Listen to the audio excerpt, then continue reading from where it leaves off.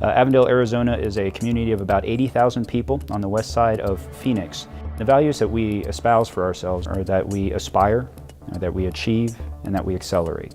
So we want to do all the great things that we do as a city, and we want to do it with passion. And so what we do as a city of staff, as well as an IT staff, is to make sure that we give our peers and departments all the tools that they need to do the jobs that they do, from police to fire to utilities and streets crews, so that we can render exceptional municipal services. Because we try to push the envelope, we're not satisfied being a mid-sized city.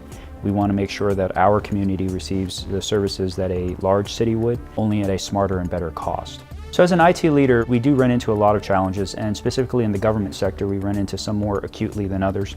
In terms of talent, it's important for us to make sure that we have an environment that's going to help our people grow. That allows us to be responsive to the departmental needs in terms of the aggregation of lots of applications and services, because IT is more distributed and diverse and disparate than it's ever been. And piecing that all together really is at the heart of what we do now in IT. So we've been able to narrow that down and be responsive and be able to do some of those cool things because of products and vendor partners like VMware and vCloud. In answering the city's needs, we've defined a series of strategy statements and an architecture for our entire IT organization. And in terms of the applications and infrastructure, our philosophy is we're going to go with commercial and software as a service solutions first. We're going to go with platform-based solutions second, and we're going to do custom-based development third.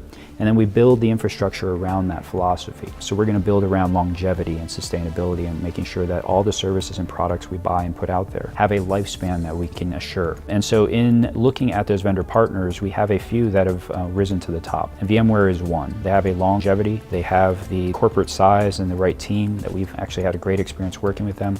Disaster recovery is important to the city and any organization, but specifically in government, when government fails, traffic stops being well managed, police don't arrive, fire don't arrive, then it gets to what we have as core assumptions about how a community works, and people panic. So in terms of our urgency, it's life and death for a lot of that we do. A key piece of that is being able to not only have disaster recovery, but resumption. And then as costs continue to decline or we have other priorities, we can look at expanding from there. And one of the nice things about vCloud Air is that you can expand because it's intrinsic to your virtualization layer.